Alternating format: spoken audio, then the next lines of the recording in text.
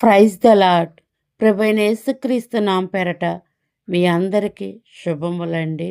ఈరోజు బైబిల్ స్టడీలో మనం నేర్చుకోబోతున్న అధ్యాయము కీర్తనలు 105 అధ్యాయము మనము చదువుకుందాం. ఎవరైనా క్రొత్తగా నా ఛానల్ చూస్తే సబ్స్క్రైబ్ చేసుకోండి, లైక్ చేయండి.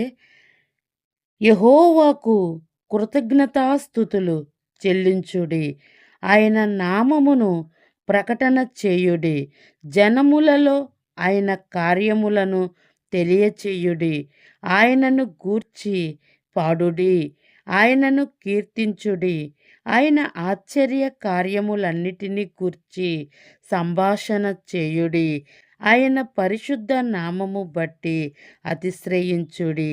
యెహోవాను వెతుకువారు హృదయమందు సంతోషించుదురు గాక. యెహోవాను వెతుకుడి, ఆయన బలమును వెతుకుడి, ఆయన సన్నిధిని నిత్యము వెతుకుడి.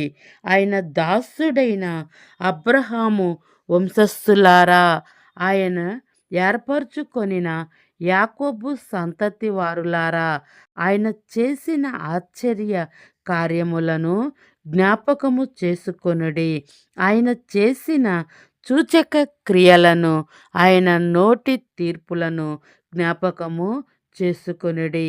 ఆయన మన దేవుడైన యెహోవా, ఆయన తీర్పులు భూమి అంతటా జరుగుచున్నవి. తాను సెలవిచ్చిన మాటను 1000 తరముల వరకు అబ్రహాముతో తాను చేసిన నిబంధనను, ఇషాకుతో తాను చేసిన ప్రమాణమును నిత్యము ఆయన జ్ఞాపకము చేసుకొనును. వారి సంఖ్య కొద్దిగా నుండగను, ఆ కొద్ది మంది ఆ దేశమందు పరదేశులై ఉండగను.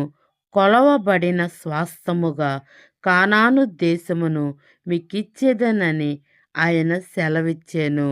ఆ మాట యాకోబునకు కట్టడగాను, ఇజ్రాయేలునకు నిత్య నిబంధనగాను స్థిరపరచి యున్నాడు.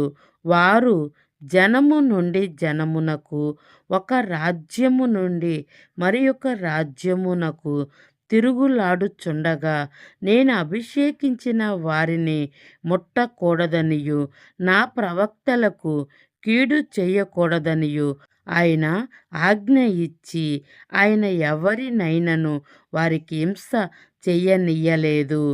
ఆయన వారి కొరకు రాజులను గద్దించెను, దేశముల మీద ఆయన కరువు రప్పించెను, జీవనాధారమైన ధాన్యమంతయు కొట్టివేసెను. వారికంటే ముందుగా ఆయన ఒకని పంపెను, యోసేపు దాసుడుగా అమ్మబడెను. వారు సంకెళ్ళ చేత అతని కాళ్ళు నొప్పించిరి, ఇనుము అతని ప్రాణమును బాధించెను. అతడు చెప్పిన సంగతి నెరవేరు వరకు యెహోవా వాక్కు అతన్ని పరిశోధించుచుండెను.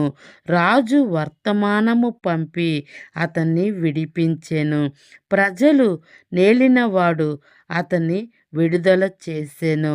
ఇష్ట ప్రకారము అతడు తన అధిపతులు నేలుటకును, తన పెద్దలకు బుద్ధి చెప్పుటకును, తన ఇంటికి యజమానునిగాను, తన యావదాస్తి మీద అధికారిగాను అతన్ని నియమించెను. ఇజ్రాయేలీయులు ఐగుప్తులోనికి వచ్చెను. యాకోబు హాము దేశమందు పరదేశిగా నుండును. ఆయన తన ప్రజలకు బహు సంతానాభివృద్ధి కలగజేసెను. వారి విరోధుల కంటే వారికి అధిక బలము దయచేసెను. తన ప్రజలను పగ చేయునట్లును, తన సేవకుల ఎడల కుయుక్తిగా నడుచునట్లును ఆయన వారి హృదయములను త్రిప్పెను. ఆయన తన సేవకుడైన మోషేను, తాను ఏర్పరచుకొనిన అహరోనును పంపెను. వారు ఐగుప్తుల మధ్యను ఆయన సూచక క్రియలను, హాము దేశములలో మహత్కార్యములను జరిగించిరి. ఆయన అంధకారము పంపి చీకటి కమ్మజేసెను. వారు ఆయన మాటను ఎదిరింపలేదు. ఆయన వారి జలములను రక్తముగా మార్చెను. వారి చేపలను చంపెను.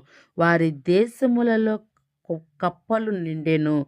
అవి వారి రాజుల గదులలోనికి వచ్చెను. ఆయన ఆజ్ఞ ఇయ్యగా జోగిరేగలు పుట్టెను. వారి ప్రాంతములన్నిటిలోనికి దోమలు వచ్చెను. ఆయన వారి మీద వడగండ్లు వాన కురిపించెను. వారి దేశములలో అగ్ని జ్వాలలు పుట్టించెను. వారి ద్రాక్ష తీగలను, వారి అంజూరపు చెట్లను వడగొట్టెను.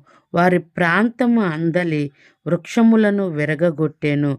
ఆయన ఆజ్ఞ ఇయ్యగా పెద్ద మిడతలను, లెక్కలేని చీడపురుగులను వచ్చెను.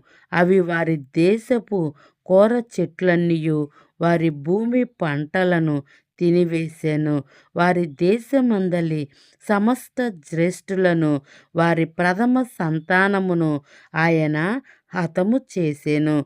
అక్కడ నుండి తన ప్రజలను వెండి బంగారములతో ఆయన రప్పించెను. వారి గోత్రములలో నిష్ఫత్తువు చేత త్రొట్టిల్లు వాడొక్కడుడైనను లేకపోయెను. వారి వలన ఐగుప్తులకు భయము పుట్టెను. వారు బయలు వెళ్ళినప్పుడు ఐగుప్తులు సంతోషించిరి. వారికి చాటుగా నుండుటకై ఆయన మేఘమును కల్పించెను. రాత్రి వెలుగునిచ్చుటకై అగ్నిని కలగజేసెను. వారు మనవి చేయగా ఆయన పురేలును రప్పించెను. ఆకాశములో నుండి ఆహారమునిచ్చి వారిని తృప్తిపరిచెను. బండను చీల్చగా నీళ్లు ఉబికి వచ్చెను. ఎడారులలో అవి ఏరులై పారెను. ఎలయనగా ఆయన తన పరిశుద్ధ వాగ్దానమును తన సేవకుడైన అబ్రహామును జ్ఞాపకము చేసుకొని ఆయన తన ప్రజలను సంతోషముతోనూ తాను ఏర్పరచుకొనిన వారి ఉత్సాహ ధ్వనితోనూ వెలుపలికి రప్పించెను. వారు తన కట్టడలను గైకొనున్నట్లు, తన ధర్మశాస్త్ర విధులను ఆచరించున్నట్లు అన్యజనుల భూమిని ఆయన వారికి అప్పగించెను. జనములు కష్టార్జితముయు వారు స్వాధీనపరుచుకొనిరి. యెహోవాను సన్నుతించుడి, స్తుతించుడి. అర్థమైందా పిల్లలు? ఈ యొక్క వచనము ఎంత గొప్పగా దేవుడు రాసి ఉంచి ఉన్నాడు. ఎందుకంటే దేవుడి అధ్యాయం మొత్తము కూడా మనము ఏమి పరిశీలిస్తామంటే అబ్రహాముతో చేసిన వాగ్దానము నుంచి కూడా మనం చూస్తూ ఉన్నాం. అబ్రహాముతో చేసిన వాగ్దానం ఇషాకుతోను, ఇషాకుతో చేసిన వాగ్దానము యాకోబుతోను, యాకోబుతో చేసిన వాగ్దానము యోసేపుతోను, అతని సంతానముతోను ఏ విధముగా దేవుడు ప్రమాణం చేసిన విధముగా అతనైతే ఎన్నడూ కూడా మాట తప్పే దేవుడైతే కాదంట. ఆనాడు ఐగుప్తులని అరణ్యములు ఏ విధముగా బయటకు తీసుకొచ్చి ఉన్నారో వారిని ప్రవక్త మోషే అహరోనులు ఏ విధంగా యాజకత్వంలో నడిపించి ఉన్నారో, వారిని ఏ విధంగా పోషించి ముందుకు నడిపించి ఉన్నారో మొత్తము కూడా ఈ యొక్క అధ్యాయములో మనం చూడగలుగుతూ ఉన్నాం. ఎందుకంటే మన పితరుల దేవుడు, మన పేరు మాత్రమే అబ్రహాము రాజ్య సంతానం అని మనము చెప్పుకోకూడదు. కానీ మన పితరులు ఆయన మాట వినినవారు పరమ కానానుకు చేరి ఉన్నారు. ఆయన మాట, ఆయన కట్టడ వినని వారు ఇన్ని కార్యాలు చూసి కూడా వారు అరణ్యంలో రాలిపోయినట్లు మనం చూస్తూ ఉన్నాం. ఈ యొక్క అధ్యాయం వల్ల మనము ఏమి నేర్చుకోవాలంటే మన పితరులు ఏ విధంగా జీవించారో అది నేర్చుకోవాలి. ఏ విధంగా జీవించకూడదో కూడా మనము నేర్చుకోవాలి. వారు ఆ రోజున మోషే అహరోను మీద తిరగబడి భూమి నెరలిచ్చి వారిని మృంగివేసినట్లు కూడా మనం చూస్తూ ఉన్నాం. ఈ రోజున ప్రవక్త వర్తమానము అనేక మంది నిందలు, అవమానాలు వేసినప్పటికీ ఆయన ఎన్నికలో, ఆయన ఏర్పాటులో ఉన్న ప్రతి ఒక్కరు కూడా ఆయన యొక్క వర్తమానమును నమ్ముతారు. ఈ రోజున మనము ఏ విధముగా ఉన్నాం అర్థమయ్యిందా పిల్లలు?